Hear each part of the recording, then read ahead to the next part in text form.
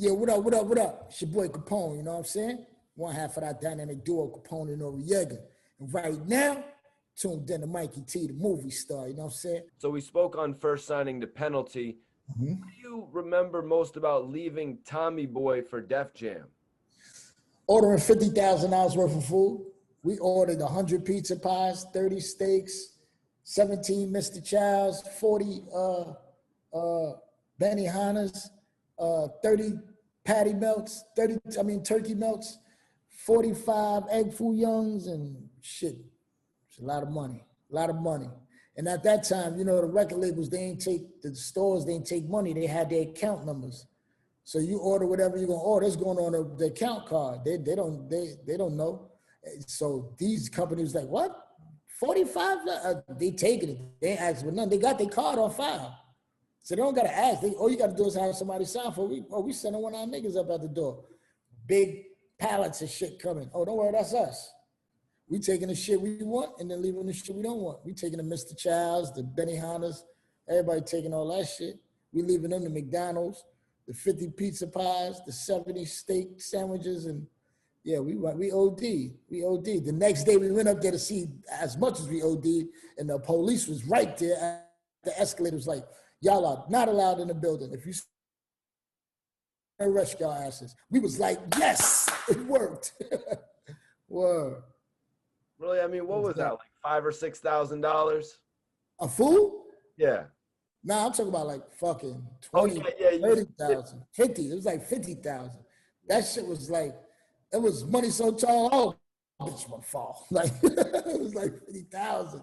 But it was the best thing in our life. Even though I think we had to pay it back. We was getting so much money at the time, though, but it was like, fuck it, we got to pay it back, we pay it back. But it came out of budget somewhere. You just ain't see it, but it was just dope just to fucking have it happen. No, I heard you speaking on it, and it's like, yeah, if we got to pay it back, pull it out of the money you owe us, and while you and we good. That's the money you owe us. Yeah, Leo Cole wasn't sweating that. Leo Cole was laughing at that shit because he's like, that should have never happened at Def Jam. We was like, we know that. He was like, this is a different league. Because we knew Leo Cohen. And that's like I said with N.O.R.E, like he had that in his back pocket because Leo wanted CNN. He wanted us. Who was it that brought you guys over to Def Jam, man? You had mentioned Leo Cohen. Yeah, Leo, Tina Davis, Kevin Louse, Dream Team. I call them the Dream Team because that was everybody dream team. Like if you dreamed of working on Def Jam, you dreamed of working with one of those three people in your life. Leo, Tina Davis, Kevin Louse. I always salute them because they gave us a shot. Even though at that time, we was like the bad boys of the game. We coming to the club 100 deep, fucking niggas up, you know what I'm saying? But overall, they believed in us, you know what I'm saying? And then the first thing they signed us up for, we had a shootout at the radio station. Hey. But they had our backs, so, you know, that was not something that we was planning to do. It was just something that happened. But at the end of the day, everybody's cool now. You know, people went to jail. Like, salute the whole. Everybody was involved, man. Just salute them, man. Word, because that was the worst time. Like I think for hip hop, right there, for that happened. Damn, was that the whole situation that Little Kim had to lie over? Yeah, you know what I mean. But you know. Shit, man, you know, it changed the lives of a lot of people, man. You know what I mean? But fortunately, nobody got their life lost in that situation. You know what I'm saying? Nobody got their life lost in that situation. No lives was lost. You know, fortunate. Let me ask you, man, what went on at Def Jam that led to CNN never actually putting out an album over there?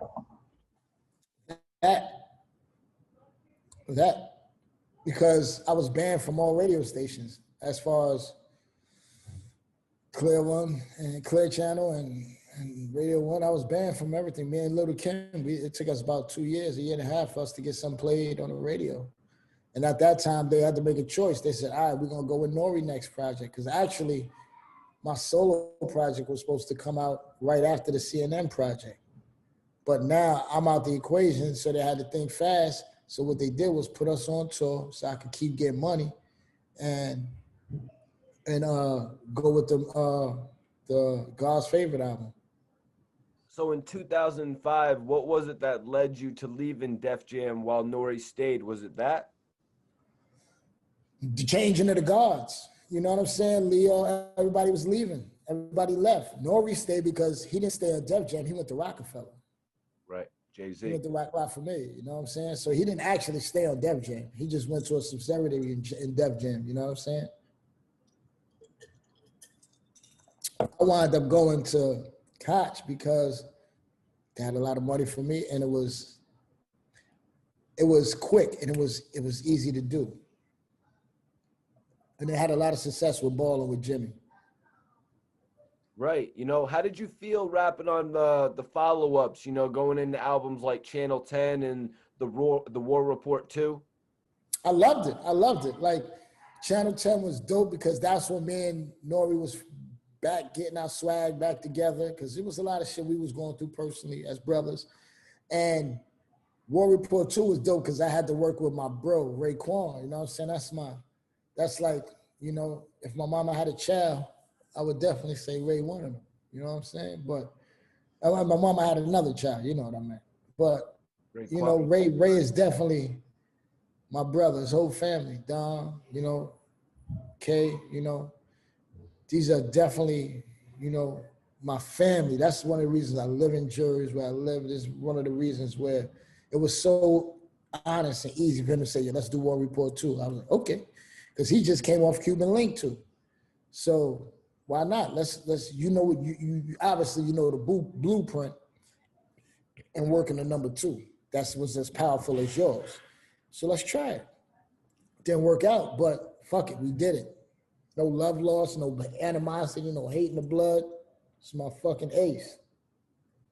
So doing the War Report 2, what was it that made you want to do that more? Was it the fans? Was it a check? It was Cuban Link 2. I seen the success and the love that Ray got from that. I was like, if we're going to do a War Report 2, because everybody kept asking for the War Report 2, War Report 2, War Report 2. Yeah. 9 times out of 10, when people ask for a part 2, they don't want the part 2. They're going to not respect the part 2. It's never happened. People don't respect part 2s of classics. But Ray did it. Ray did it. Like, it's no other artist right now that put out a part 2 that won as much as Ray's part 2. That's facts. Nobody. Now, So, War Report 2 is more of a nostalgia thing. They're like, take us back there. Yeah, you know, we did the Army Fatigues, we did the Cover the Same.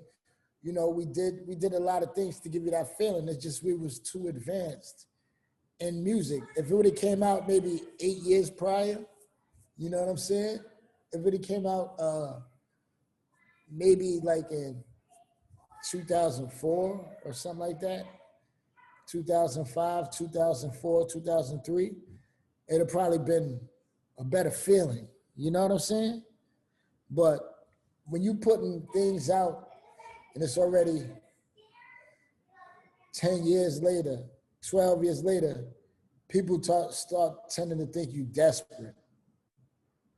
Like, oh, now y'all want to do a War Report 2? You know what I'm saying? Been asking for this shit for 7 years, you know what I'm saying? Type of shit. So, you know, a lot playing to that, you know what I mean? But overall, it was a dope ass time of my life. We went on tour, we had fun. We had the hotel plug in the room for $35 a night, wind up paying $250 a night because we smoking like a motherfucker in the rooms, and they finding us every night. We just don't know until we get the bill. It was funny. Have fun though.